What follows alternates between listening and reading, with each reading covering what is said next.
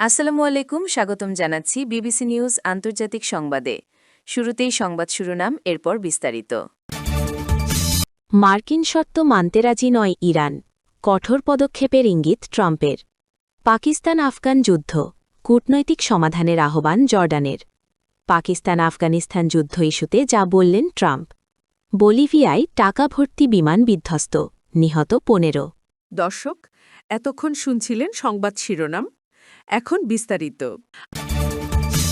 মার্কিন শর্ত মানতে রাজি নয় ইরান, কঠোর পদক্ষেপের ইঙ্গিত ট্রাম্পের। ইরানের পারমাণবিক কর্মসূচি বন্ধে চলমান কূটনৈতিক প্রচেষ্টায় কোনো অগ্রগতি না হওয়ায় কঠোর সামরিক পদক্ষেপের ইঙ্গিত দিয়েছেন মার্কিন প্রেসিডেন্ট ডোনাল্ড ট্রাম্প। শুক্রবার ২৭ ফেব্রুয়ারি হোয়াইট হাউসের লনে সাংবাদিকদের মুখোমুখি হয়ে ইনি এই ইঙ্গিত দিয়েছেন।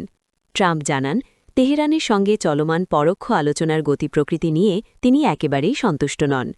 মধ্যপ্রাচ্যে বিশাল সামরিক উপস্থিতির মধ্যেই ট্রাম্পের এই মন্তব্য যুদ্ধের জল্পনাকে আরও উস্কে দিয়েছে। মার্কিন প্রেসিডেন্ট বলেন, ইরান আমাদের শর্তগুলো মানতে রাজি নয়, যা মোটেই সুখকর নয়।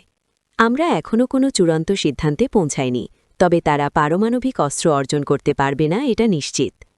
যুদ্ধের ঝুঁকি সম্পর্কে এক প্রশ্নের জবাবে তিনি বলেন, যুদ্ধে সবসময় ভালো মন্দের ঝুঁকি থাকে। আমাদের সেনাবাহিনী বিশ্বের শ্রেষ্ঠ। আমি তাদের ব্যবহার করতে চাই না, তবে মাঝে মাঝে তা প্রয়োজন হয়ে পড়ে। অন্যদিকে মার্কিন ভাইস প্রেসিডেন্ট জেডি ভ্যান্স এক সাক্ষাৎকারে জানিয়েছেন যে ইরানের ওপর সম্ভাব্য হামলা হলেও তা ইরাক বা আফগানিস্তানের মতো দীর্ঘস্থায়ী যুদ্ধে রূপ নেওয়ার কোনো সুযোগ নেই। ভ্যান্স বলেন, ট্রাম্প প্রশাসন অতীতের ভুল থেকে শিক্ষা নিয়েছে। আমরা কূটনীতি পছন্দ করি, কিন্তু সবকিছু নির্ভর করছে ইরানের আচরণের ওপর। তিনি বলেন, হামলা হলেও তার মূল লক্ষ্য হবে ইরানের পারমাণবিক সক্ষমতা গড়িয়ে দেওয়া, বছরের পর বছর যুদ্ধ চালিয়ে যাওয়া নয়। ইরানের সঙ্গে উত্তেজনার মধ্যেই আগামী সোমবার ইসরায়েল সফরে যাচ্ছেন মার্কিন পররাষ্ট্রমন্ত্রী মার্কো রুবিও। ঠিক তার কয়েক ঘণ্টা আগেই ইসরায়েল থেকে জরুরি নয় এমন মার্কিন কর্মীদের সরিয়ে নেওয়ার নির্দেশ দেওয়া হয়েছে। একই সঙ্গে ওমানের পররাষ্ট্রমন্ত্রীর অ্যাঙ্গো ওয়াশিংটনে মার্কিন কর্মকর্তাদের রুদ্ধদ্বার বৈঠক হয়েছে। এছাড়া সুইজারল্যান্ডের জেনেভায় ইরানের সঙ্গে পরোক্ষ আলোচনা চললেও এখন পর্যন্ত কোনো সমাধান সূত্র মেলেনি। পাকিস্তান আফগান যুদ্ধ, কূটনীতিক সমাধানের আহ্বান জর্ডানের। পাকিস্তান ও আফগানিস্তানের মধ্যে চলমান যুদ্ধ নিয়ে গভীর উদ্বেগ প্রকাশ করেছে জর্ডান। সেই সঙ্গে লড়াইরত দুই দেশকে কূটনীতিক সমাধানের আহ্বান জানিয়েছে আম্মান, খবর আল জাজিরার। দেশটির পররাষ্ট্র মন্ত্রণালয় বলেছে, এই সংঘর্ষে বেশ কয়েকজন হতাহত হওয়ার ঘটনা অত্যন্ত দুঃখজনক। মন্ত্রণালয়ের মুখপাত্র ফুয়াদ আল মাজালি এক বিবৃতিতে বলেন, জর্ডান সব ধরনের সংঘাত ও বিরোধ শান্তিপূর্ণ উপায়ে সমাধানের লক্ষ্যে কূটনীতিক প্রচেষ্টাকে সমর্থন করে। তিনি আরও বলেন, সংযম প্রদর্শন, সংলাপের মাধ্যমে সমাধান খোঁজা, রাষ্ট্রের সার্বভৌমত্বের প্রতি সম্মান ও সুপ্রতিবেশী সুলভ নীতিমালা অনুসরণ করা এখন অত্যন্ত জরুরি। পাকিস্তান আফগানিস্তান যুদ্ধ ইস্যুতে যা বললেন ট্রাম্প। পাকিস্তানের প্রধানমন্ত্রী শাহবাজ শরীফ ও দেশটির সেনাবাহিনী প্রধান জেনারেল আসিম মুনিরের ভূয়সী প্রশংসা করেছেন যুক্তরাষ্ট্রের প্রেসিডেন্ট ডোনাল্ড ট্রাম্প। তিনি বলেন, পাকিস্তান দারুণ জবাব দিচ্ছে, নয়তো হস্তক্ষেপ করতাম।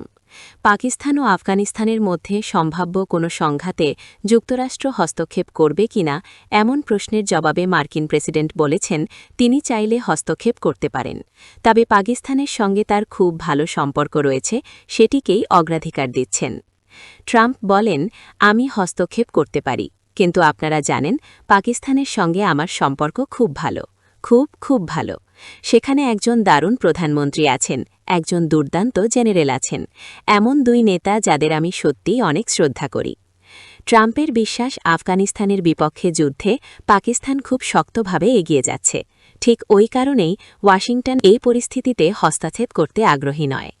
পাকিস্তানের সামরিক বাহিনী দাবি করেছে, তাদের পরিচালিত অপারেশন গজব-লিল হকে এখন পর্যন্ত ২৭৪ জন তালেবান সদস্য ও অন্যান্য সশস্ত্র গোষ্ঠীর সদস্য নিহত হয়েছেন এবং ৪০০ জনের বেশি আহত হয়েছেন। আফগানিস্তানও পাকিস্তানি সেনার মৃত্যুর তথ্য দিয়েছে। দুদেশের মাঝে এখনও উত্তেজনা চলছে। বলিভিয়ায় টাকা ভর্তি বিমান বিধ্বস্ত, নিহত ১৫।